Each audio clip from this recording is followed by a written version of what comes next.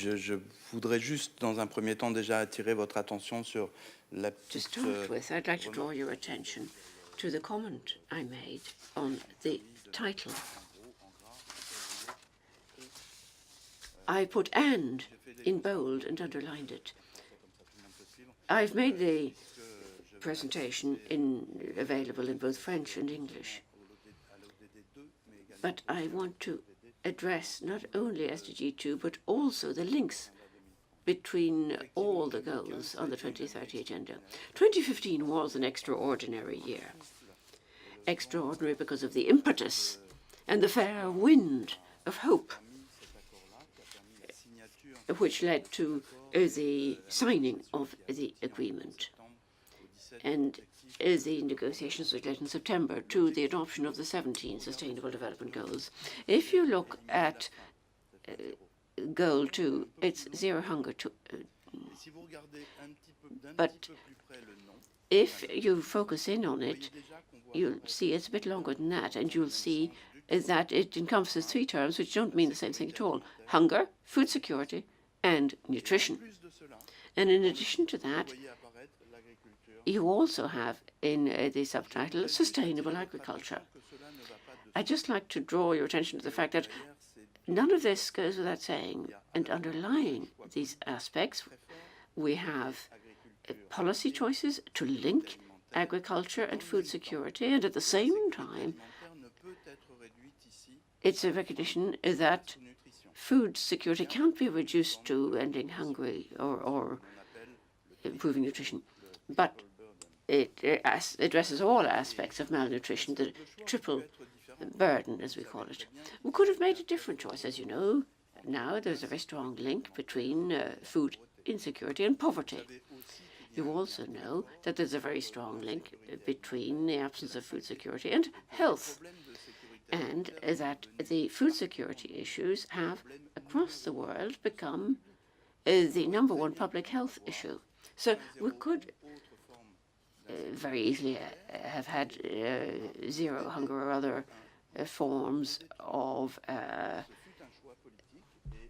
food security linked to SDG1 or SDG3. Here we have 5 targets, as you can see. 1 on hunger, the 2nd on all forms of malnutrition, the 3rd relates to agricultural productivity. The 4th target is about the sustainable food production systems, and target number 5 is to maintain genetic diversity. It's interesting to look at these 5 targets because, in fact, the 2030 agenda, and I apologize in advance to the interpreters because I don't know how this can be said in English, but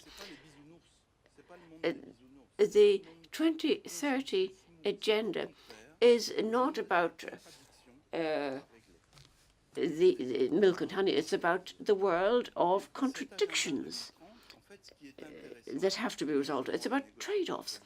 And the 2030 agenda was produced not just through political negotiation, but it's made up of its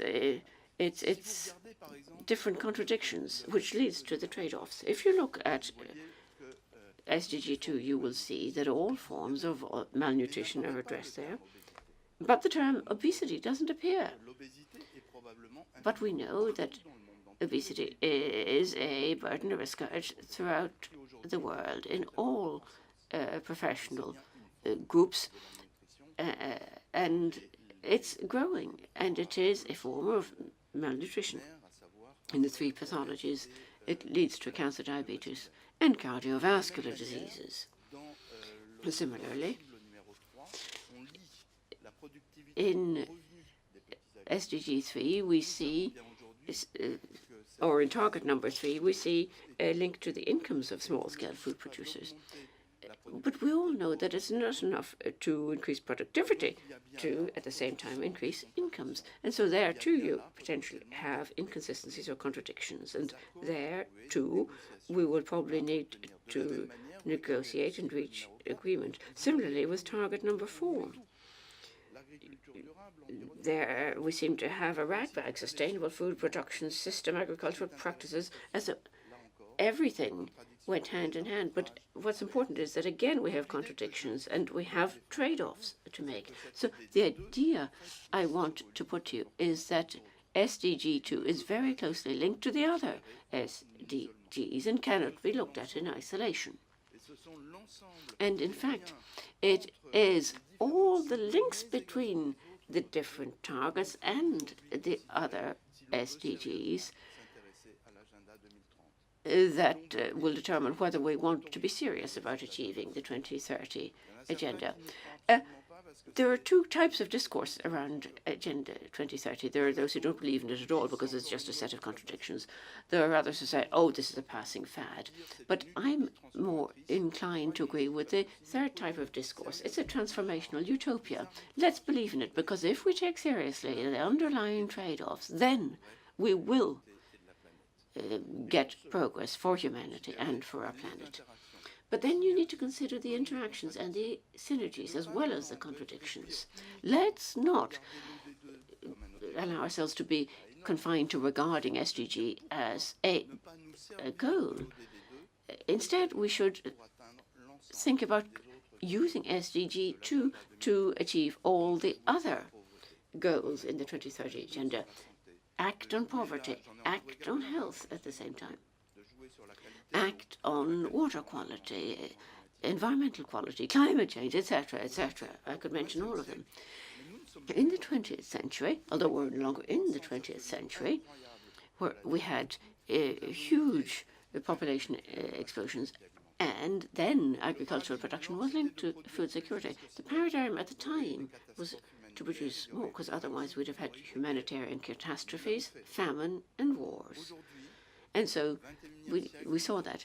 Now, in the 21st century, we're no longer in the 20th century, and the idea has become to look at all the different food systems as a powerful lever to look to act on human health, economic and social development, and the health of our ecosystems. And so we need to move from a restricted focus on the agricultural sector to a broader view looking at the food systems as a whole, where, of course, the agricultural system is a driver and has a huge role to play. We need to move on from a situation where we need to produce more in order to eat enough to a situation where we need to produce and consume better in order to eat healthily. And that is the major change we need to bring about today.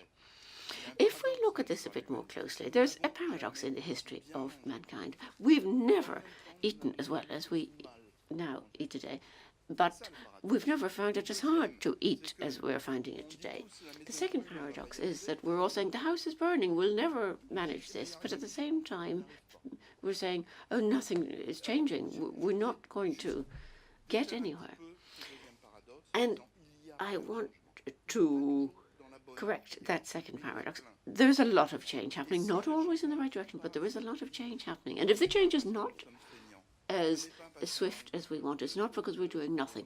It's not because there's a lack of political will. It's because there are good reasons for the hold-ups.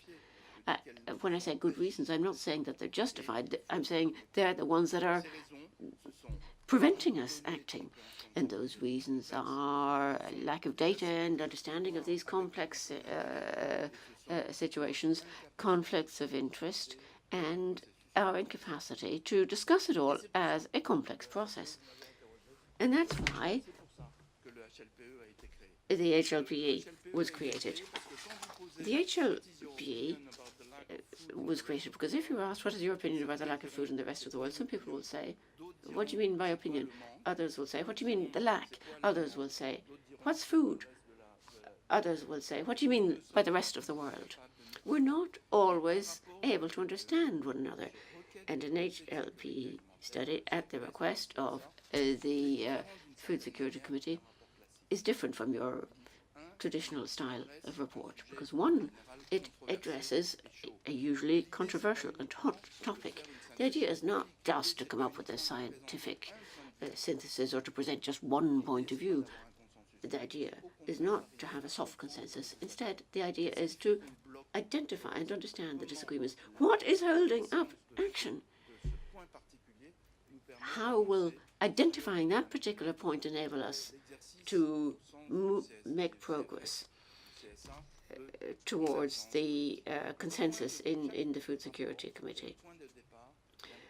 So the starting point, which is the starting point of any political negotiation process, 13 reports have been published, and there's a 14th that you can look at. Here's the address, or you can just Google HLPE, and you'll get them. They'll come up one after another.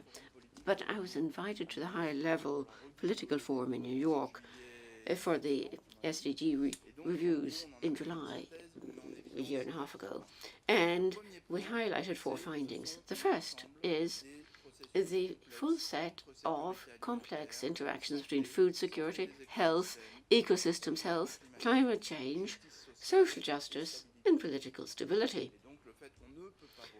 And the fact that none can be looked at in isolation. The second thing we highlighted is that we've got to look at food security a bit differently from the way we used to consider it 30 years ago, because food security is not just about hunger. Hunger and malnutrition are not declining fast enough, and obesity is rising and exploding all around the world. And this new map of food insecurity has to be seriously addressed. Except in sub-Saharan Africa, it's not the demographic explosion that is the main driver. It's how we organize things, changes in income, and changes in diet. And the third thing we highlighted, the third message from this review, is that we need a very, very thorough transformation. We need a paradigm shift. We need to change the hypotheses. We need to change practices. Because as things stand, we're heading towards a brick wall. And we now need to uncover the complex reasons and put in place transitions. When we say that, in order to meet the conditions for the right to food, we've got to address it by going further and using the food system tools as a lever to achieve all the SDGs, and that's what I wanted to illustrate with the slide. In an article available on the tables outside, which I came across by chance and was published last year by a group set up by Secretary General Ban Ki-moon, we said it's the fundamental changes in food systems. There's 4 dimensions that matters. Climate change on the left, and their indicators. Healthy food on bottom left. Viability of ecosystems, top right. And a renaissance of rural territories and how they're connected to the urban world, bottom right. And the fourth and final message was that each context is different. There's no universal solution, no silver bullet. And at the same time, we need to ensure consistency between local transformational change and how we pilot it internationally. And in saying that, what I mean is that I don't believe in the term scaling up. It's bandied around all over the place nowadays. Obviously, you need scale impact, but changing the scale or starting from the idea that a local experience can be replicated ad infinitum and then that is enough to change the world. No, that's what I don't believe in. What we need is to look at local initiatives and work on those. But there's a difference between that and the international regulatory framework, and you can't just replicate and hope for a panacea. Thank you very much for that cue to end.